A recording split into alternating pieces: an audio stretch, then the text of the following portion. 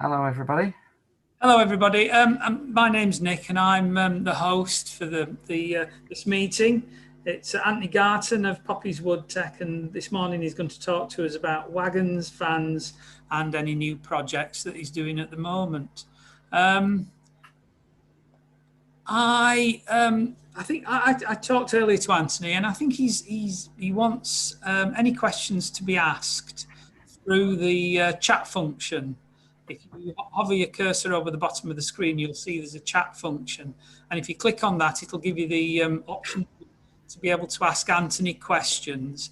If you could type the questions into the box there and send them to me, and I'll ask Anthony while he's giving his presentation. Is that okay, Anthony? Yeah, that's fine. Can you hear me? Yes. Can everybody hear me? You all keep yourselves on mute? We'd be grateful. So that's great. Yeah. If you want to just sort of pop in and ask questions, but I might miss questions on the chat, so Nick can catch them if you've got going there. So what we're going to talk about in the first session today is wagon kits and vans and new projects. So anybody that's seen our show diorama, if you want to call it that, we do wagon inserts for Slater's range of wagons, and we do wagon inserts for other ones as well. We do some things for vans. So we do cupboard door set for a Slater's van to convert it from a sliding door to a cupboard door. That's quite useful. It looks nice on the. It's maybe a bit dark, is it? We'll get some light on later. And we've also got a new project for doing some brake van interiors. So we'll show you that one. And a little goods shed. So we'll talk to you about that one as well. That might be quite interesting for some of you. So if we make a start with wagon interiors, if you buy a kit from us, that's what you get. You get a little panel of sides and ends and a floor.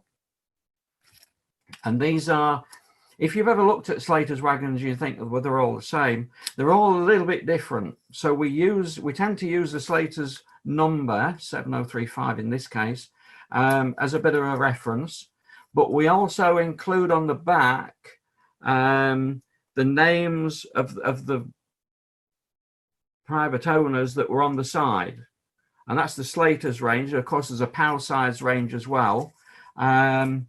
So it doesn't matter if you don't know the Slater's number, because if you've got the name, it's either going to be a Slater's one, which is on there, or it's a Power size list, and Power size are more than 1,000 different private owner wagons now, but we've got a list. So just tell us the name, it's in alphabetical order, and we can find the right kit for you. Okay, so what we're going to try and do, show you how to do one of these wagon inserts on a built wagon. What I would say is do the building first, because the kits we make are a little bit oversized, just a fraction, because we can't predict how everybody's going to build their wagons. There might be a good way, but there are various ways. I've bought second-hand wagons in the past, and there are a lot of variations, believe me. So when you've cut the pieces out, I'll just switch to the other camera, and then you can get a closer view. This is different to my thing. Full HD webcam. There you go. Lovely, jubbly. Right. So we've got a Power size wagon here. This is a Power size one. And if you notice from the painting on the side, it's an open-ended door as well as side doors. So that's a little bit of a challenge putting these in, because all of the pieces will only go one place. So the two ends are handed, two sides are handed, of course, but the ends are different. So in the pack there, we've got sides, floor, two ends, And when we cut them out, we've got a side, and two ends. Okay, and our recommended way to put them in is to put the sides in first. So I've been through and trimmed these over already, because it was a little project I was doing on Mini at Christmas, and we can put the sides in like that, and find the end door piece and put it in the end door. So that in effect is locking the sides in now. And there are more rivets at the top of that one than the bottom of that one, so I put it the right way up. I've actually marked it with top when I've been doing it, so I know which way it is in the final seconds. And then cut the floor piece to shape, just trim it and make sure it fits, and then it goes. So it's as easy as that. What I would say is you need to super glue the sides and the ends in, and what I do is I put like an X in the floor just to keep it in place.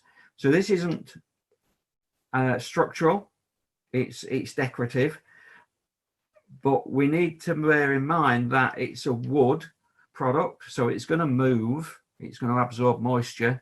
So do try to make them not too tight, okay, because that'll put it under pressure. If it absorbs moisture, it'll tend to bow or bend or twist. So nice bit of super glue around the top corners and an X in the bottom, and we'll have a go at that now. I've got a different one here. Once you've got them in, even though you've done the trimming, there's a little bit of a technique to getting them out.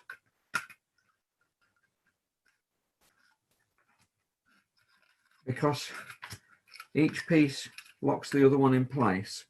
Now, if you're doing this with a brass kit, because we do kits for brass wagons as well, what I would say is don't glue them in at this stage. We've obviously got a bit of painting to do underneath here. I finished the brake gear off. Wait until you've finished the brass work and the soldering, and cleaning up, and maybe you've got a coat of primer on as well before you do it. So we'll have a go putting this in. What I've chosen here is another end door. It's got the big strapping just on one end. So you've got to be double careful where I put these. Make sure that they go into the right place at the right time. There we go.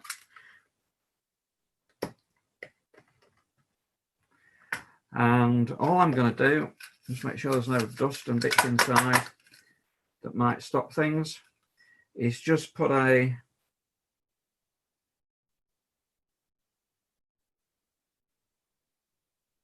line of super glue just along the top edge there, and have a double triple check.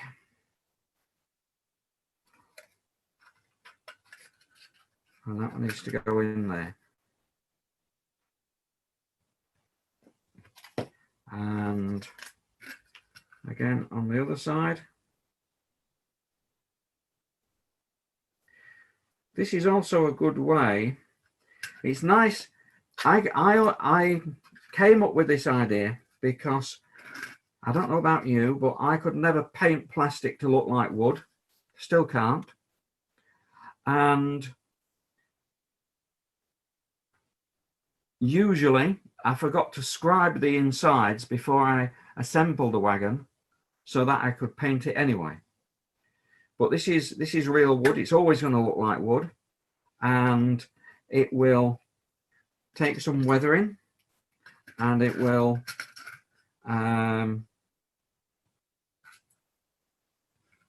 just checking which end is which. It'll take some weathering, because it's birch plywood, it's hard wearing, and it'll take quite a bit of abuse as well. I've got a wagon that I'll show you in a second. Which one? So this is that one, and it is that way up. Where I tried experimenting, abusing the insert to make it look like a barrow had been run. There were barrow doors in a British rail wagon, and it was a heck of a job. It just would not it would not look like it had been abused. So anyway, there we are. Right, so what I'm going to do is I'm just going to use a little bit of a wedge in there to keep those in place. And if you want to leave it as natural wood, you can. It's also like an X-Works job.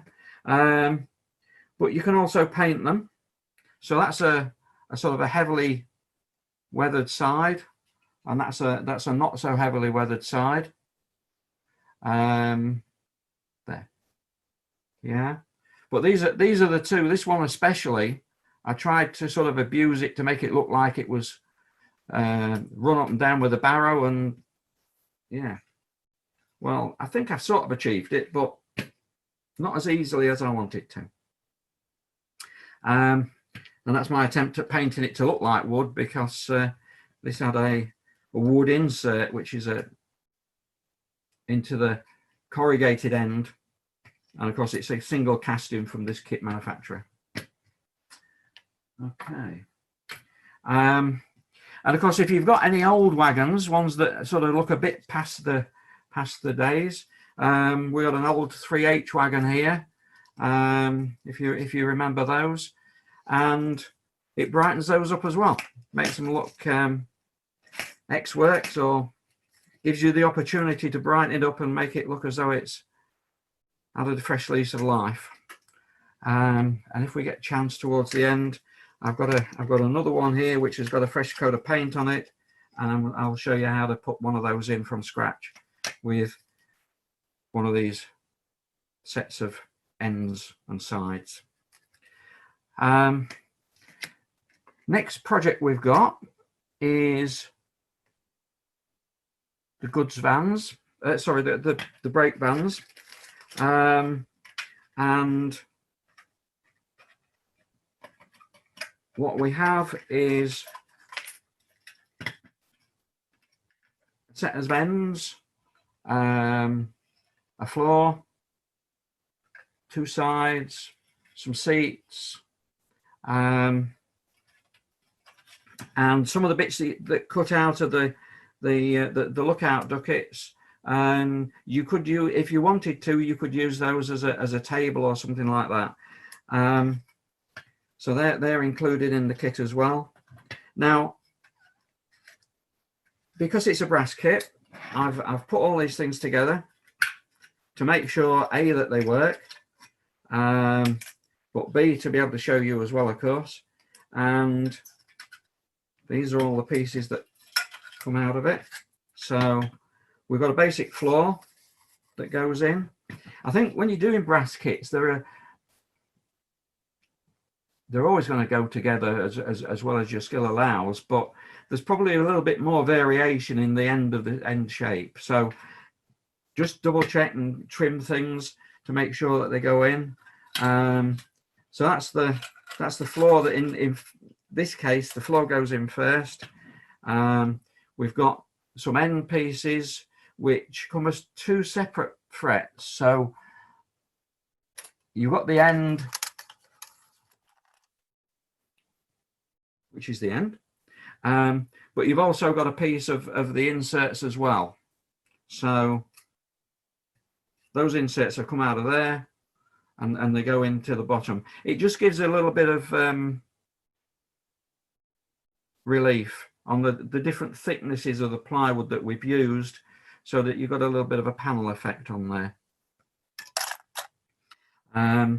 So again, just put the pieces in, and not much need of adjustment on these, but just make sure that they're a nice fit.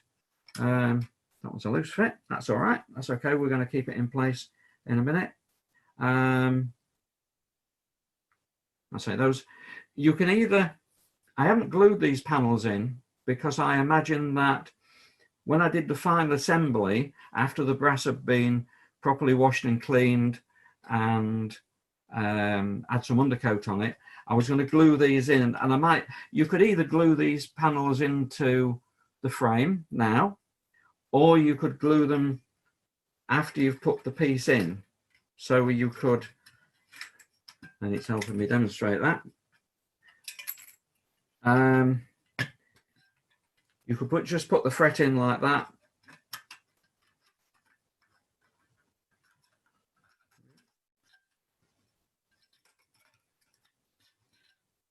So this is the variation. So when I've trimmed these, I bet that one went at that end.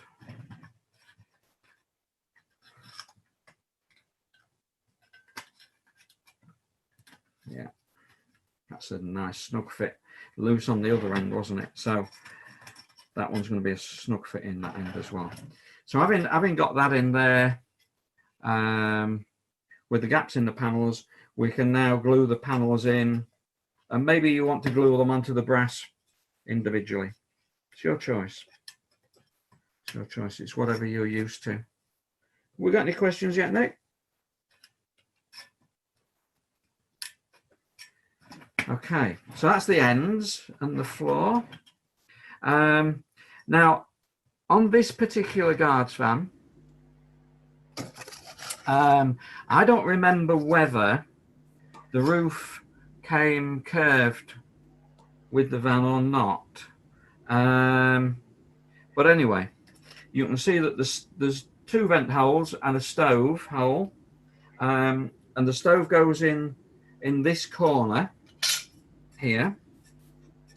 So what we've got is, from the pictures I've seen online anyway, we've got a bench. Can I just jump in for a minute, Anthony? Thanks everybody for coming along to the meeting. If you'd like to ask Anthony any questions, then he's asked if you could type them into the chat box. If you hover over the panel, if you hover over the bottom of the screen, you'll see a panel comes up with a chat function. If you could just aim any questions in that chat function, perhaps if you could just aim them to everyone, then I'll pick them up and I'll fire them on to Anthony. Sorry to interrupt you. That's all right. That's all right. If the technology is challenging, just unmute. I know these things can be sort of difficult the first time you do them, so it's a learning curve for us all at this. Yeah, absolutely, absolutely. You're doing very well. It's very interesting. I never realised such a thing existed until I looked at your website the other night. They're quite fascinating. They're amazing, really. I presume that they're designed around common kits, are they? Yeah. It's surprising that there are so many wagons in the Slater's range, but every one of them is different.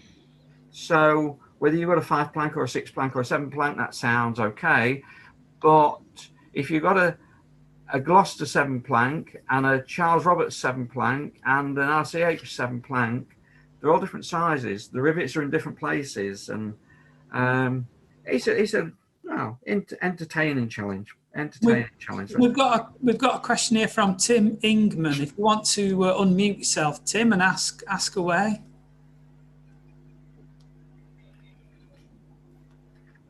Are you there, Tim? He's lost the unmute button. What's the question, mate? Well, what he's asking is the brake van interior available now? Yes, it is. He asks, is it presumably for a connoisseur brake van? And I think you said that was a Slater's one there. You're pushing along your work. The open wagons are Slater's ones, or Palsides, or Coopercraft, or 3H. This 3H one we're going to maybe look at in a minute or two. This brake van is M&M models. What are they called now? First class kits. Now, we for a long time we've done the veranda ends for M&M models. They're including our internals in their kits. So there's a Medfit wagon, for example. That's a M&M one. This is the 13-ton British Rail wagon. So they do include our interiors in their kits. This is a veranda end, which is for the M&M models, and this is just a little end piece, and it slides in there because of the construction of the M&M kit. Now, I think the Connoisseur one has a further fold on it, so instead of being U-shaped at the end, it makes into a box. So that piece explicitly doesn't fit, except you could adapt it. Now, I'm presuming if everybody's kits are pretty good representations, I'm sure Jim's are, of the British Rail standard brake van, they should all be the same. They should all be the same. But if this kit's available now, and of course we know the dimensions of it. If Tim's got a kit already built up and he wants to send us the dimensions of the different pieces, very happy to have a look at doing an internal kit for that guards van. It can't be much different anyway, but the adjustments are important. I understand that. Right, there's a fella called Doug Perkin. Do you want to unmute yourself, Doug, and ask a question?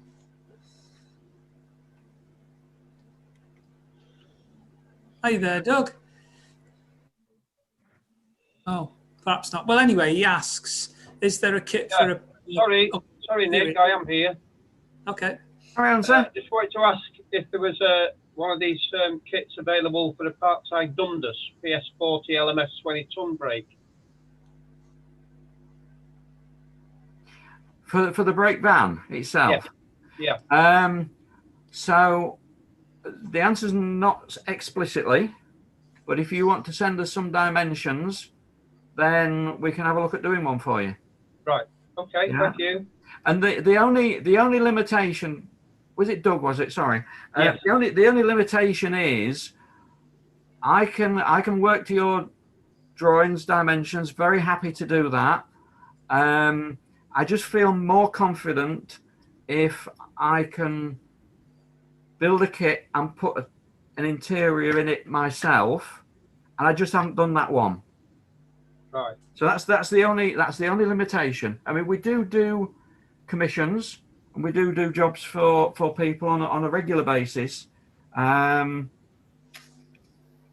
doing that is not a problem at all. Working from somebody's dimensions or whatever. There's only so many things we can do, Doug, and responding to customer demand is one of the things we do. So let us know. Okay. No problem at all.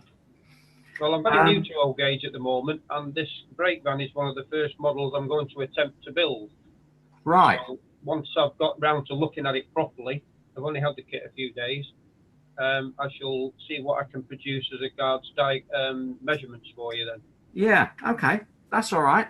I mean, brake vans is a funny thing. It's a bit like coaches, really. People either like to build them as a model and that's that, or you might want to have the roof so it's removable.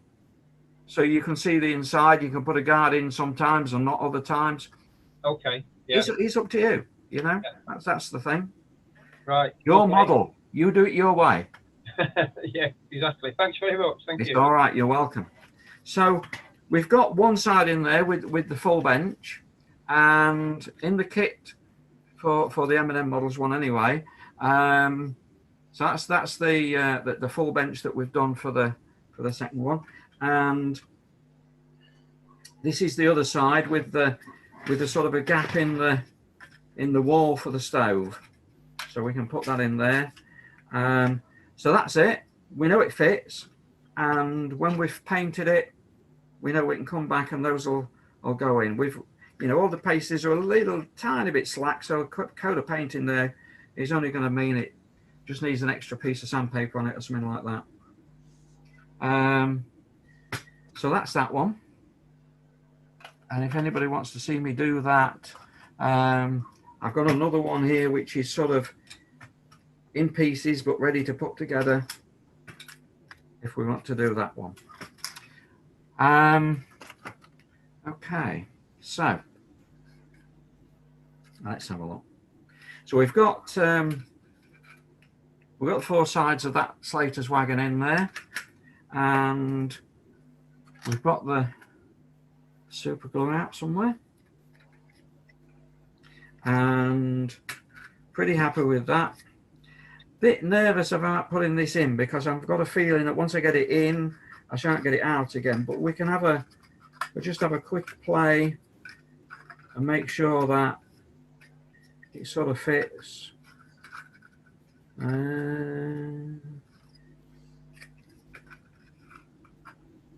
Yeah, feels okay. Right, so death or glory. Yeah, this is blind faith. This. So I put an X in the middle, and I'm going to put a bit round the square C at that end, and a square C at that end.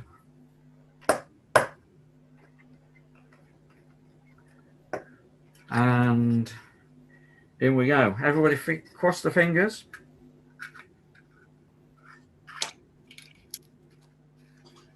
There we go.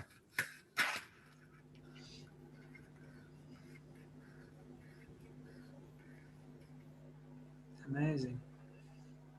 Easy as that. There we go. Put that one back there with the others. That was a megally one, wasn't it? So, see if we can just very quickly. How are we doing for time, Nick? About halfway? Yeah, we're about halfway through. Yeah. Yeah.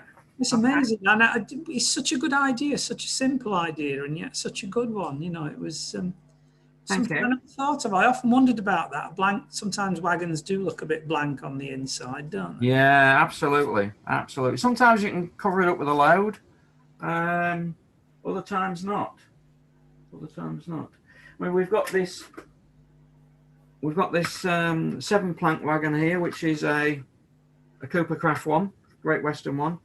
And that is just a bit drab on the outside, but as you say, would be just totally plain on the inside. And this is a 7-plank one. And what I've done here, I've put a load in, but of course you're going to see other parts of the wagon as well. So I've just made a timber load up for my little planks kit to put in there, which I think is quite realistic. No binding on it yet, but I think it's realistic in as much as before we got into mechanized handling, timber would have been shipped from Scandinavia, Russia, wherever, in bundles that would have been random lengths. Okay, so they wouldn't have got a pack of 18 foot or whatever. It would just have been a pack of random lengths, and that's how they would have handled them at the docks, and that's how they would have been shipped out to different merchants and so on. So what I've done with this kit, this pack of planks, is I've cut it into imperial lengths. So that's why there's sort of a staggered pieces on there, and tried to just represent the way that the planks would have looked in a wagon when it's being shipped, you know. Is that better representation? Yeah. So that's that. If I place that on there. So what I was going to do now, we've got this other 3H wagon. Don't know if anybody's got any 3H wagons. I've got one or two old ones. And just show you how easy it is with a bit of manipulation to cut these out. With this being birch plywood, it is quite hard. If I stand that there, no, you still can't see it really, can you? Right, okay, put it there. RCH, that's that one. So what if you're doing basic, taking it out of the fret or whatever, I mean, you can easily laser cut a bag of bits for somebody, but I think, you know, it's a nice presentation of why you've got a little label on there, tells you exactly what it's for. And I'm using a Stanley knife. You can use I've got one of these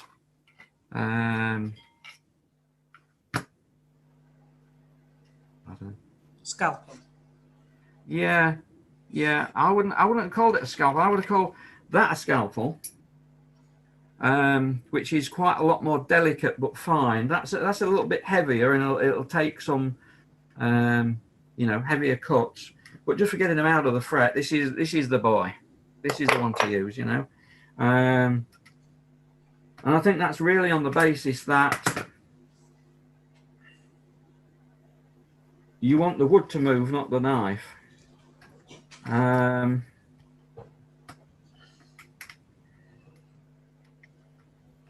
these are fairly lightweight, and we can do it on the back or the front. You can see, well, maybe you can see in there, we've just got little tags holding it in.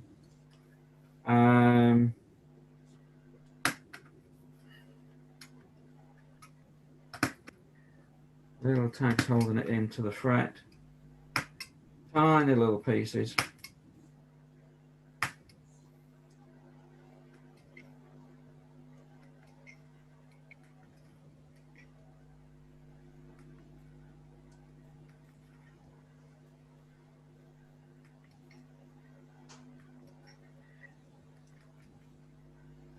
There.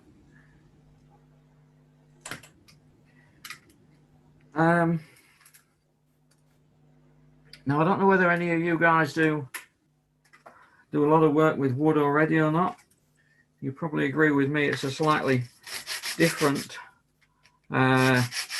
material to use compared to brass or plastic, but really easy to cut. Now we've got some slightly different markings on here, so I want to make sure that we're putting these in the right place. Yeah, so that's gone straight in.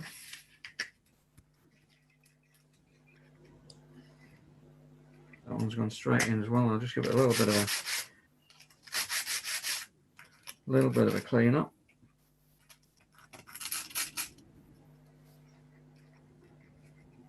There we go.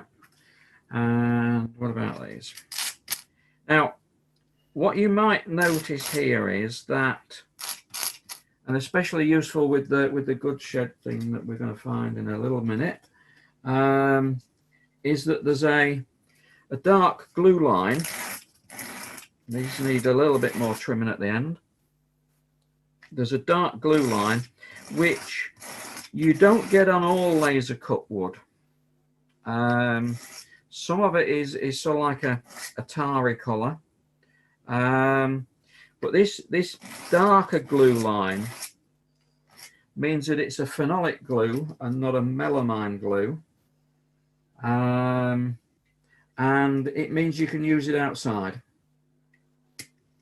That's the basic message. And seeing as some of our things are used outside, and you know, you might want to leave some wee little artifacts out overnight and things like that, then this is an ideal thing to use. Now, I'm using a bit of sandpaper here because I want to be fairly refined about how much I'm taking off. But if you're doing work with wood kits, or you want to you know, make more drastic alterations. We're going to do some of those this afternoon in this afternoon session about live photographs. Can you have a live photograph? That's a good question.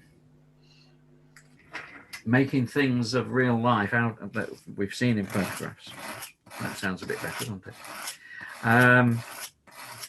There are other tools you can use. So we've got a little razor saw here, which is very useful. But I've also got a little kit of modeller's tools, they were called, which is here, there, yeah, and was a little bit different. This one was a little bit different to the two other things that I've seen. So it includes a little miniature plane, so that'll very quickly take shavings off the edge of things, and it's got a little spoke shave as well, and something for cutting specific widths, so you can adjust this to put a knife blade in there and cut specific widths of wood. That's quite a nice little kit of tools. I've not seen many in the UK, but I was fortunate enough to be able to pick it up. Right, okay, let's have a look at that one. Still going, just make sure we're getting an equal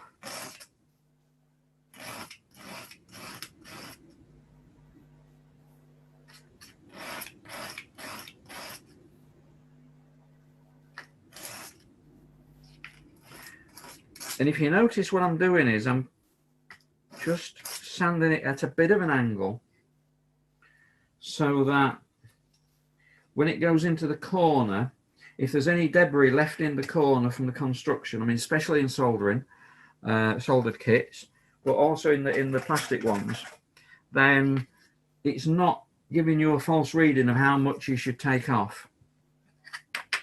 Now, again, with the grey one we looked at earlier on, there's a floor in the kit as well, so that could go in there. But the other thing I thought I'd show you today is if you buy one of our longer flooring panels, that's a bogey E one, because it's just different lengths, made for M&M kits, you see.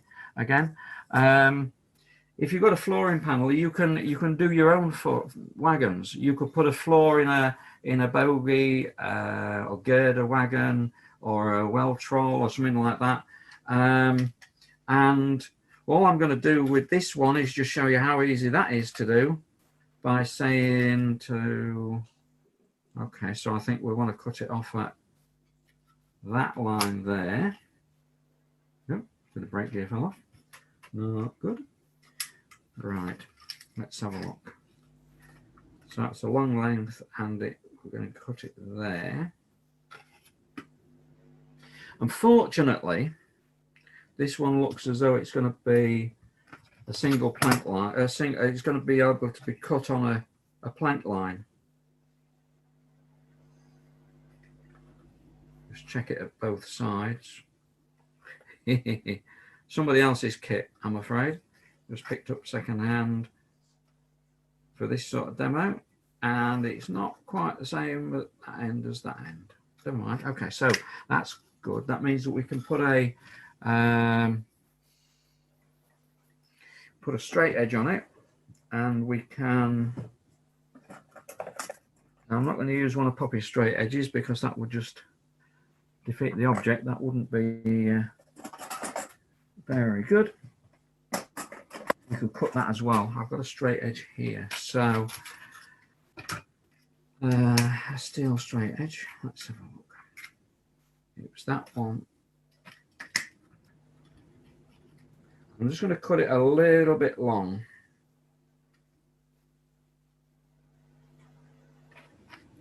Because it's only one end that we need to adjust. What I'm going to do is I'm just going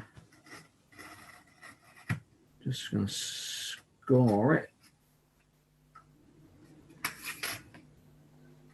Then once it's done, it will just allow us to go straight through with that knife there. Lovely. Okay, don't need that piece. That piece is tight at that end and super scrummy at that end. Right. So what I'll try and do now is just to adjust it a little bit.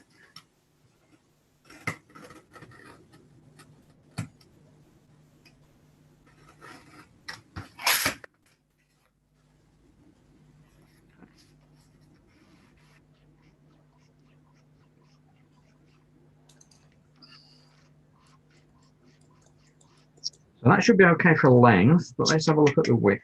Now, because it's a standard panel and it's meant to go on many different wagons, it's a little bit too wide for this one, but that's okay if we just mark it up. Now bear in mind we've got that little discrepancy at one end, which is at this end. And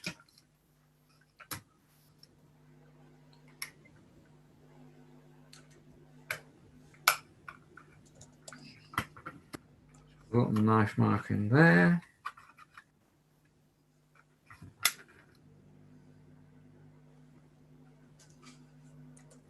Knife marking there. Just about see that.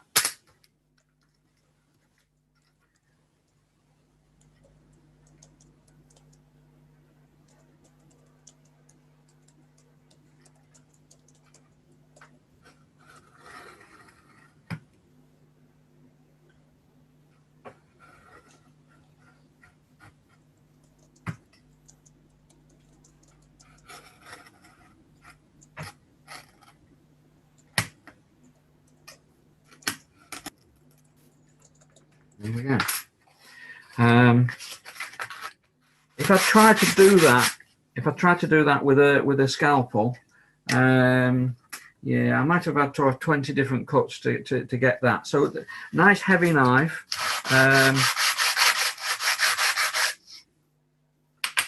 Sharp blade, and away you go. So how's that doing?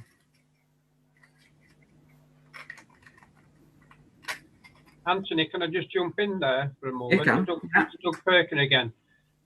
There is a kit available very similar to the one you've just shown before, marketed by Rolson Quality Tools. I'm sure I got this through Amazon. Okay. And it's the only thing you don't get is the spoke shave. Right. But it was an excellent price as far as I remember. I can't remember exactly what I paid for it, but I'm sure I got it through Amazon. If you would just check on Amazon anyway, you'll find out. But if Rolson Quality Tools market one exactly the same, apart from the spoke shave. Yeah, I recognise the name.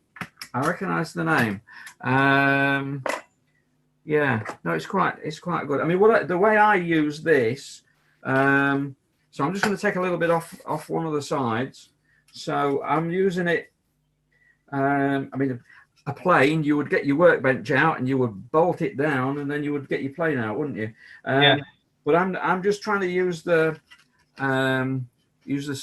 saw steady, whatever you call it, saw square, and to help me just to locate it and hold it down. And I'm just going to do a couple of pieces along here, just like that.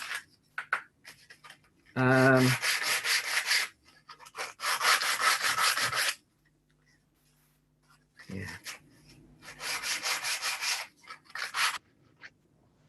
Yep.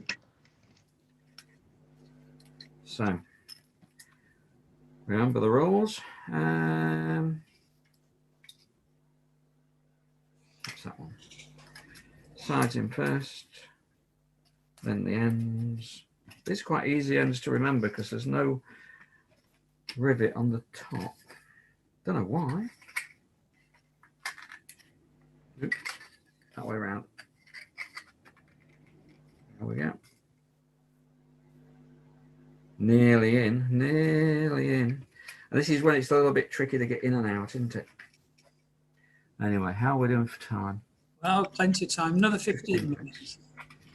Another 15 minutes. So if anybody's got any questions, now's your chance. Please unmute yourselves and jump in there.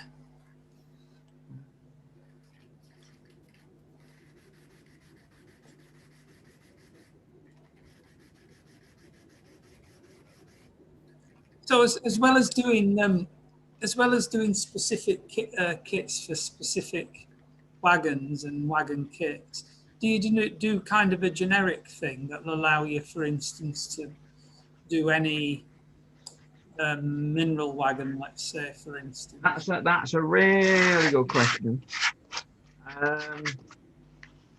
That's a really good question. Now,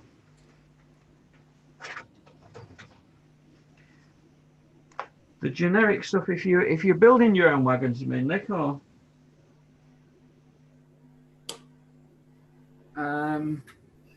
what we do have, if anybody remembers reading the Guild magazine around about June 18, maybe June 19, there was a guy that was doing paper overlays and making coaches and wagons and stuff like that, and he'd done some plastic wagon bodies, and that was just a piece of inspiration for me to say, you know, if you want to build your own wagon and put these paper overlays on the outside, he was making his own private owner wagons in effect, then, you know, we've got to build your own wagon kit, which is a little bit thicker plywood, so it looks prototypical. Basically, it's just two ends, two sides, and a floor, and you put your own paper overlay on it. You need a chassis as well, of course, but that was the guy building his own wagons with his own private owners on, and you know, you could easily use that for this. So that's that one. Let's have a look and see how this is going, and then we'll have a look at the goods shed. How do you think wooden inserts would look inside a steel-bodied wagon? Do you think that might work? Well, it would only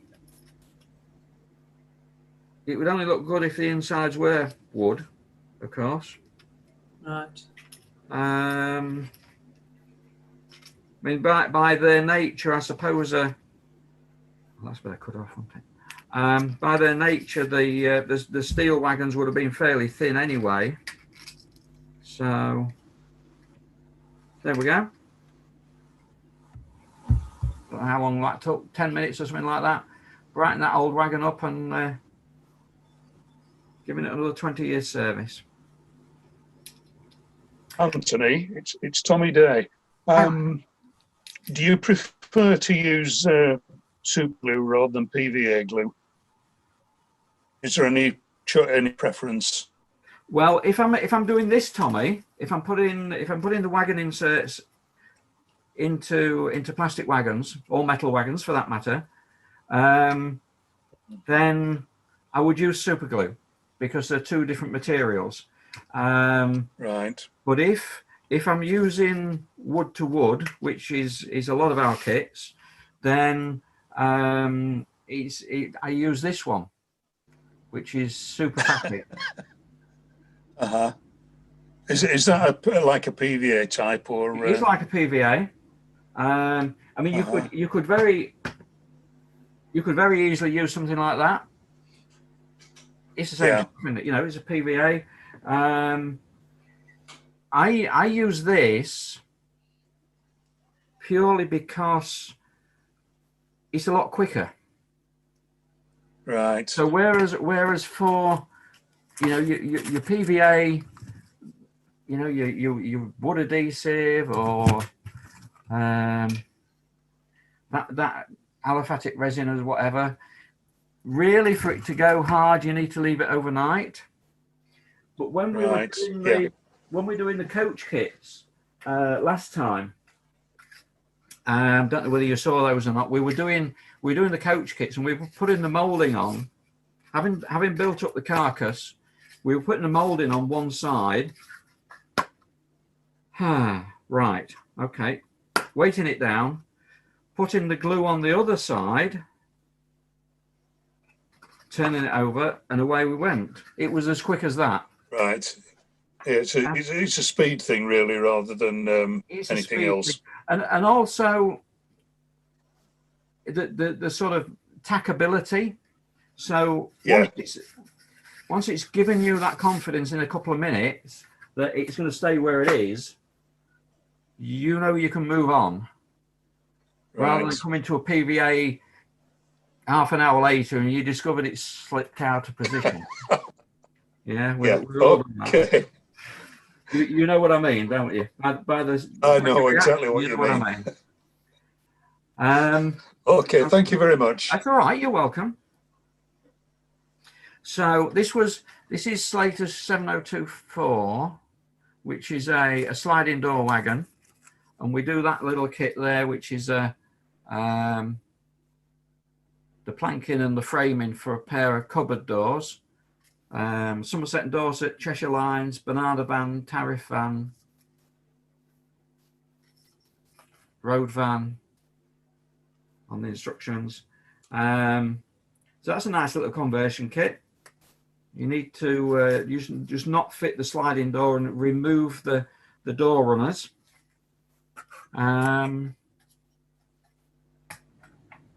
So that's that one. What else have we done? You talked about metal wagons there, didn't you? I guess the closest we get is this M&M models, which is a wooden sided and steel ends. Now the end is a casting, so that's sort of as is. But for M&M models, we've done the inserts of the floor and the sides for a long time now. And I've got to the stage with this one where I've tried to paint it to look like wood at the end because it's the inside of the casting. So I think this is the only example I can think of where there would be a steel part of a wagon with a wooden insert. I guess the wood here would be to protect the merchandise that was being carried rather than to support the steel or the other way around. The other thing that we were going to look at this morning, but don't be afraid to ask questions about wagons if you've still got more wagon type questions. The other thing we're going to look at was the project for Little Goodshed. And this will maybe help Tommy's question about the tackability as well. So what we've got here is I've built it up 3 sides as it is, and put a roof on. Yeah, so we've got a bit like Blue Peter, isn't it? It's the one I prepared earlier. So we've got a side there where I put the canopy supports on, and the runners for the door, top and bottom, and I've prepared the doors. So if you on the bigger picture, let me see if I can just change. Oh no, didn't mean to do that. I meant to do that. No, I didn't. I meant to do that. Right. If you look behind me here on the diorama, we've got some shed doors there, and the door we're using in this model is just one of those shed doors. Okay, so it's a case of if you've got one, use it. You know. So here's a side. We've got a side here already made up.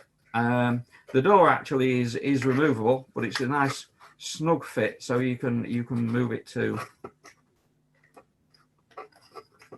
ever so snug fit. You can move it to whichever place you want to move it to. Of course, on here we need some strapping and some runners and things like that, and a couple of stops to stop some energetic person rolling it over the edge of the runner. So what I'm going to do now is I'm just going to glue this piece into there, and we've got this piece here as well, which is the outside of the doors and the frames. But actually what we've done is we've cut it a little bit cleverly, and we're going to use it as a little former at the top, just to keep the top of the building together as well. So I'm going to have a go at gluing that in. Where we use the aliphatic resin, what I tend to do is just run one bead around and leave it to it. But when we were doing the coaches, we were also running some strengthening beads up the corners and in the partition joints as well, really, because it just gives us that bit of extra strength in the corners, and you can see it's twisting a little bit, but it's sound, you know, it's not going anywhere. I don't know if you could twist a metal one or a plastic one the same, but it's just what wood does, and it moves. Now you could choose to run some strengthening beads around here as well, maybe around the roof and things like that. It's maybe a different nature of the beast, because buildings, once they're done, they tend to stay in place, and that's that. You know, coaches going to get handled and moved around.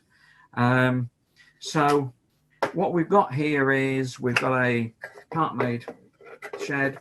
We've got a floor support, which I can finalise now, and a floor. You'll notice the floor's got some tiny little notches in, which is going to give us the spacing for the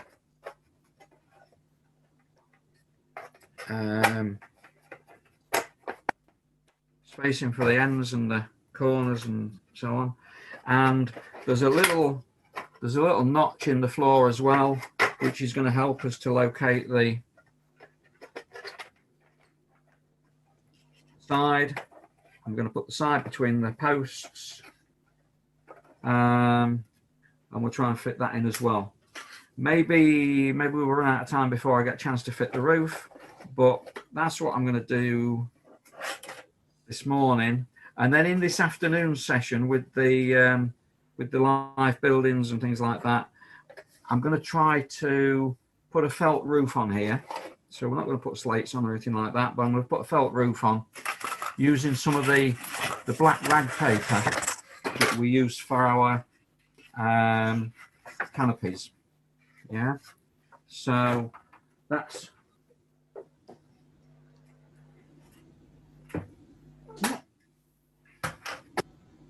our canopy, and this is what the black rag paper looks like. It's like a felt roof, so we're going to try and replicate that on here as well. And of course the other project we've got, which I haven't shown you yet, just move that over there a second, is hiding very successfully, is a platform shelter.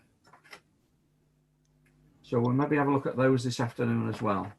And what I was going to do was the platform shelter, a bit like other things we do, came from a customer commission.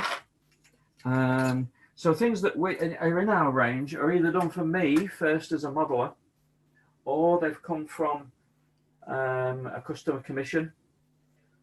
And the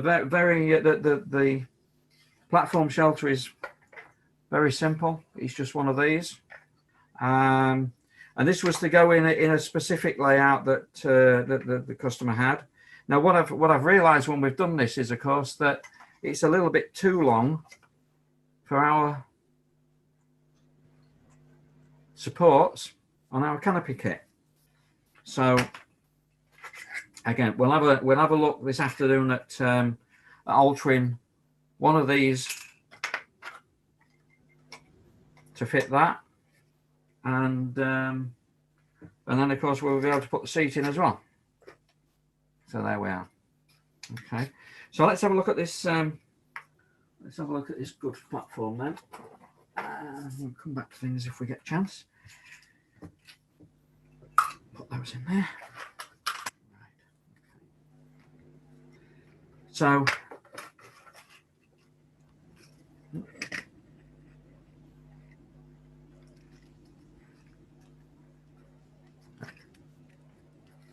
the room we need. Right then. So put the supports for the floor together, and all I'm just going to do is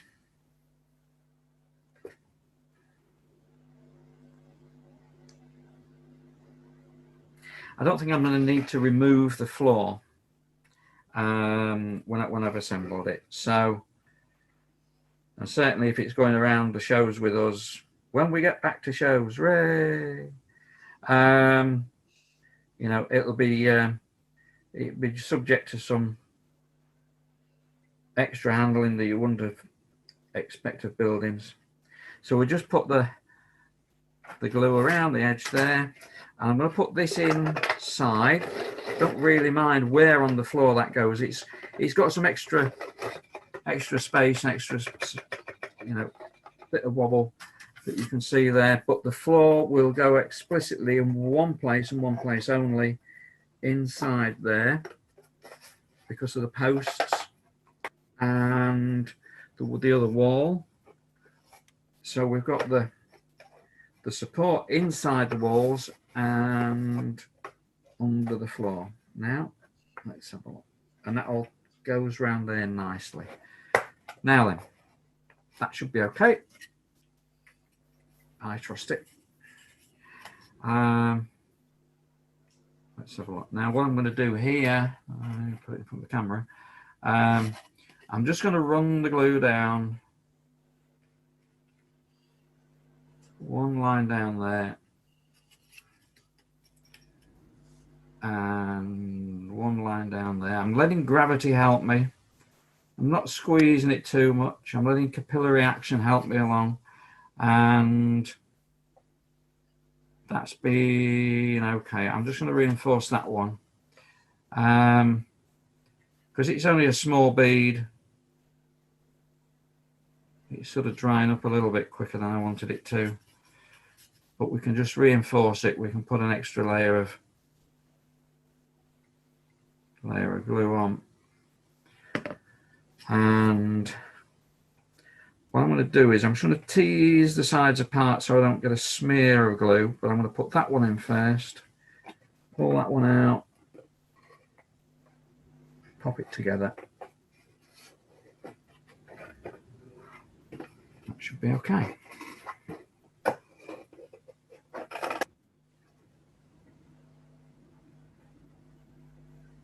Trackability, Tommy, it stopped.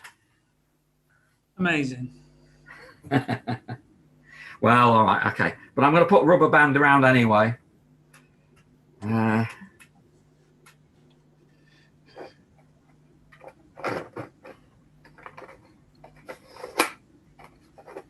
it's not like super glue, all right? So it's not gone off. It's not hard now. You can adjust it a little bit. I'm just having a little bit of an adjustment so I get a nice even line down the whole of the corner post, but that's in place. That's good. That's pretty good. I'm impressed with that. That's really really quite nice the way it all fits together. Now let's see if I can get this little piece in as well. This is just meant to help us to get the top in place as well, and it does need to just fit into the posts. I guess if I wasn't preparing a kit for demo today, I might have done this before I put any of the roof panels on, but that's okay.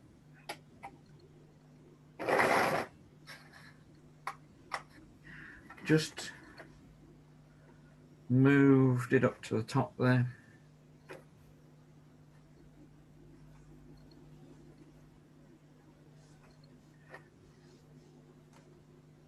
And it's exactly the same shape because we can replicate things very easily on the laser. It's exactly the same shape as the floor, so we know that the building is going to be flat and square and what I'm just going to do is I'm just putting a little off camera.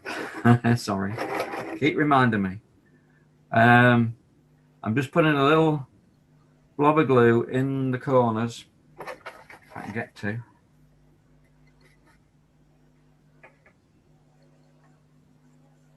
I might give it a little squeeze and it'll come out.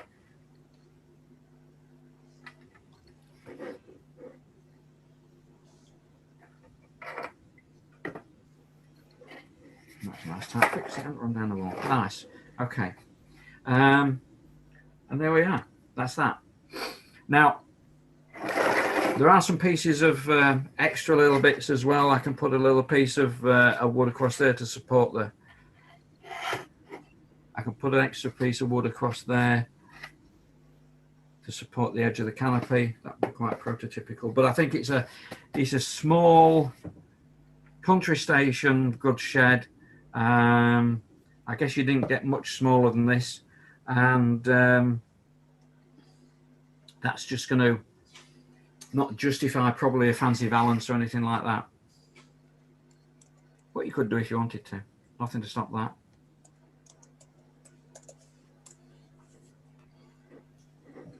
And of course we got the